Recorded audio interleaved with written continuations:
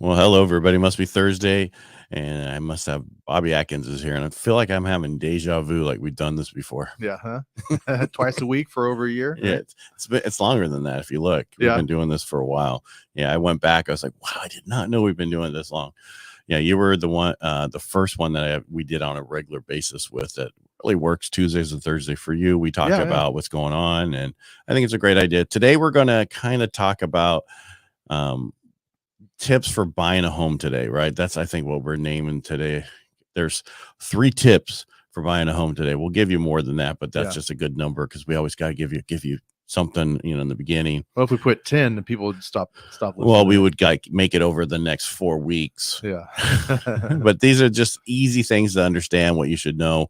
I know we talked on Tuesday about your open house, and I kind of want you to bring it up because that's one of our tips about what people are doing differently these days. Sure. But I really want to talk. You ready to go? Oh, yeah. You want me to talk about the open house? No, not yet. I want to do it in order. Oh, okay. All right. So the first tip that I put in there is I want you to understand how mortgage rates impact your home buying power. And what I mean by this, let me show you this little layout that I have. So let's get rid of this. All right. So I'm talking about, let me put the mouse over here. So this is the difference, like 6 on 420. This is the mortgage, not purchase price. This is just the mortgage. So this, if you're at 6%, that's 2,500. If you're at 4.75, which is kind of where we are right now, you'd see the difference. That's almost $400 difference. Same thing across the board. So this is how rates affect your purchasing power. And it's important to know this because if you were qualified at 4.75 and the rate went to 5.25, you might not qualify anymore because that's $200 more, or what's it, 119, whatever it is, $125 more a month. It might eat into that. You might have to pay some debt off to qualify. Yeah, it's just knowing that. So when I tell people, most important thing is to lock your rate in when you get into contract. Period. I've had one or two people who said they didn't want to do that. Let's watch the market. There's more of a downside than upside in this market. So just be happy with what the rate is and move forward. Okay. Yeah, because like you said, if you lock your rate and then it goes down, obviously you can adjust that. You can. I actually saw on the not news, but on TV, there was a company who said you can lock and shop, and then if rates go down over the next 3 years, you can refinance. Hello? What do I do if rates go down that 90-day period that you locked me? Yeah, I'm stuck with that higher rate because when you lock for 90 days, you're paying a premium for that rate because you're locking for 90 days. They don't just give it for the lowest rate and there's a premium for that to secure that in that period of time. Yeah. Well, if rates improve, you want to go with somebody, and I'm not knocking them. That's their policy. Our policy is I'll lock you for that if that's what you want. But I'm also going to, once you get in, we're going to move to a different investor and first investor is going to be mad at me, but that's okay. To get you the current rate. Yeah. Because I don't see rates going up drastically over the next 90 days. We're going to see a lot of fluctuations, but we're not going to see meaning they're going to go up and they're going to come and then go up and then come down and then go up. And when you say go up and go down, like we're talking tenths of a point or what? No, we're talking could be quarters. Yeah. Okay. Like from, it could go from, my mouse over here. It could go from 4 point, not that, because most FHAs, if you had a good FICO score, we were in the 4.25 here recently. Okay. So I'm saying they could go to 4.5, 4.75, so we're talking a half a point difference. Not a major difference, but it's a difference of, a difference in a quarter, difference in that payment. Right. Yeah. So that's 60 some dollars. I don't know, $66 right around there. And don't worry, I don't have my calculator stuff. I'm off. I don't need any complaints. Just here's the numbers on the screen. So it's important to know that difference. And that's why I say and don't worry about if your rate's not, while you're shopping, it's not locked. Things are going to fluctuate. We're still going to see long-term in quarter this year and then first quarter next year rates are supposed they're going to go down. And I say supposedly because it's all about the recession. Everybody's worried this week, or they were about the Fed, what they're saying, and all the different things as they were in Jackson Hole and how they came out, and it just messed with the market all week. And it's going to do that. News out there, because right now people are worried, and I'm talking in general. We're spending a lot of money, and as our government is, and that's not helping get rid of inflation. That's actually increasing inflation, unfortunately. Yeah, I know. I don't want to get into that whole politics, but that's just something that's going on, and I don't want to get into it. So rates, just understand this. If you guys have any questions, reach out to me. But all right, so I'm going to get out of here, and let's go to number 2 tip for buying. Yeah. So, and that's just kind of where I want you to take, explore different options during your search. You were saying on Tuesday, there was a lot more inventory, right? Yeah. So we're seeing like about 2.2 months inventory, which is a month more inventory than we were seeing a few months ago. Right. Which means you have more options. More options for buyers, yes. But also, that's a good thing for sellers to be aware of too, because you got to say, hey, look, we got to make sure we're the prettiest on the block, right. And I'm seeing buyers hang around at open houses longer. I'm not so back when the market was crazy and when it was white hot, right? Right. We would see sometimes 30 families come through an open house, right? Right. But in reality, probably half of those didn't even qualify for the house. They were just looking, right? So all those people, or not all those people, but a lot of those people have been taken out of the market. Now we're seeing the serious buyers, right? Which is good, because now they feel like they can spend more time in the house. They don't feel like the pressure of like, oh, hey, there's someone else in this other room. I better get out of here, right? And they're bringing their tape measures, making sure everything fits in the room. But they're also looking at details, right? Right. And they're being pickier. So, making sure, it's definitely a team effort when it comes to listing a house these days too, where sellers have to be understanding that buyers are going to be picking them apart, and they got to keep the house up till it closes. Right. And it's not that I want to kind of, you said picking apart. It's not that they're picking apart. They just want to make sure that what they're buying is exactly what they want, because they have that opportunity right now, where before they were like, thank you so much for the opportunity. Now they're like, okay, does this house actually fit for what I need?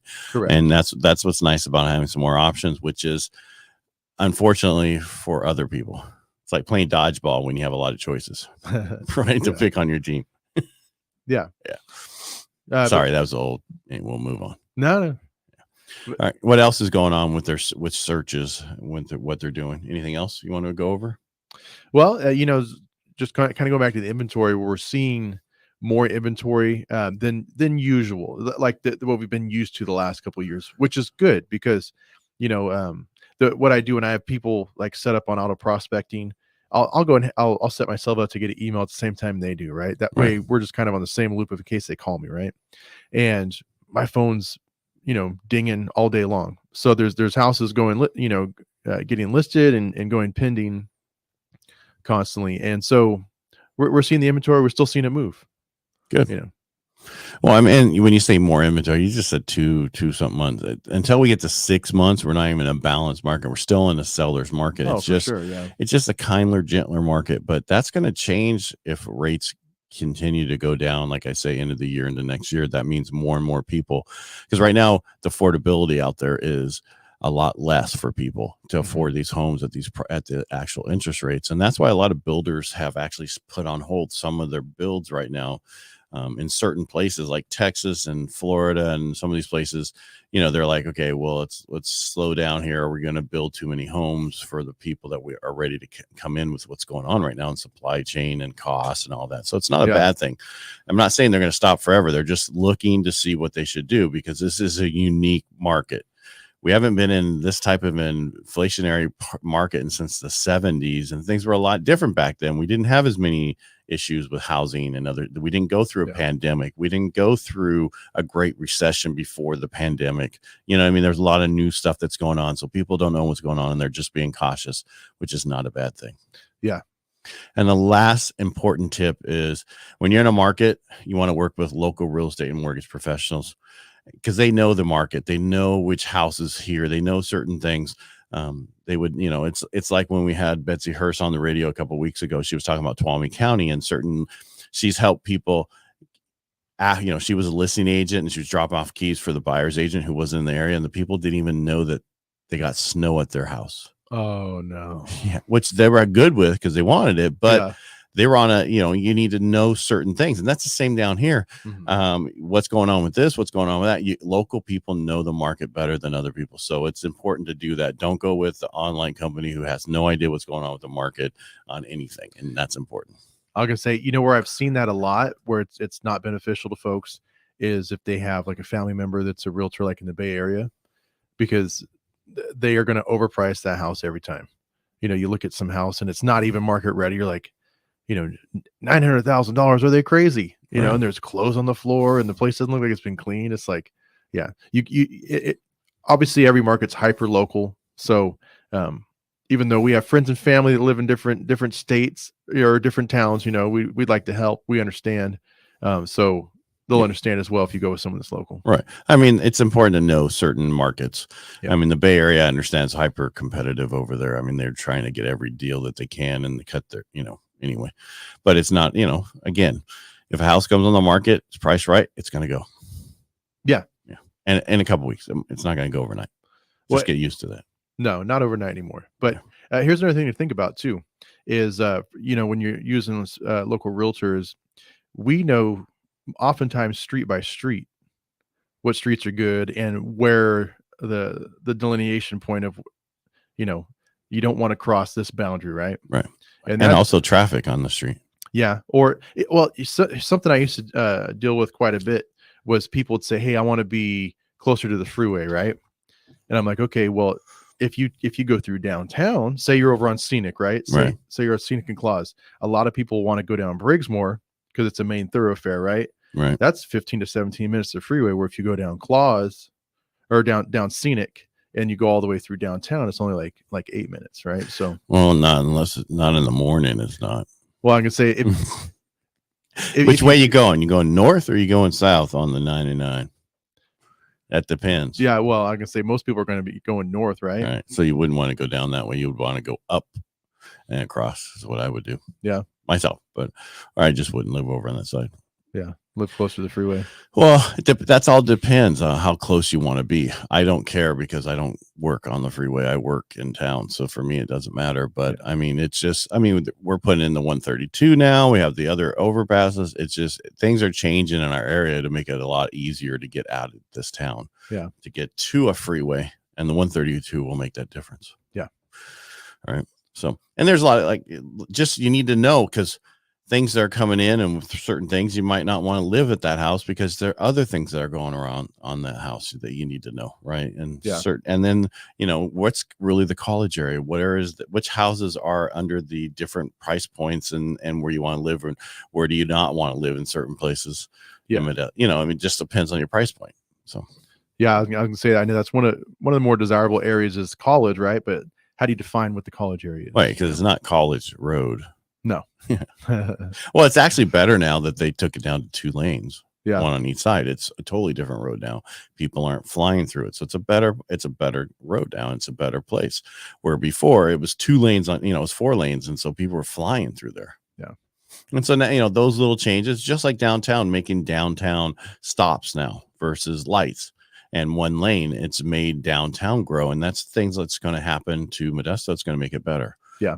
And so it's a great place to live. And that's why I live here. And that's why I do a radio show here too. I'm going to say, I have a buddy who's actually a traffic engineer here for City Modesto. I ought to ask him some questions on that because I never thought about that, What? About, kind of slowing things down in the downtown area and making it grow. Yeah. Well, I'm just telling you, it's like now you can park easily. You don't have to go in every parking structure. Yeah. What they should do is make the people who work here in the parking structures and then people who don't work down here able to park on every street and stay there. Yeah. Most of the time you get 2 hours, and then you got to get out of there. They mark the tires. All right. Well, thank you for being here today, Bobby. And again, 3 tips that we talked about today was, know your difference in your mortgage payments with the rate difference. Know that you have options and also work with a professional. And again, if you like what we do here, just follow us. And Bobby, thank you for being here. And you can get a hold of him at 209-550-1087. And you can reach me at Ed Parcaut everywhere. Thanks, Bobby.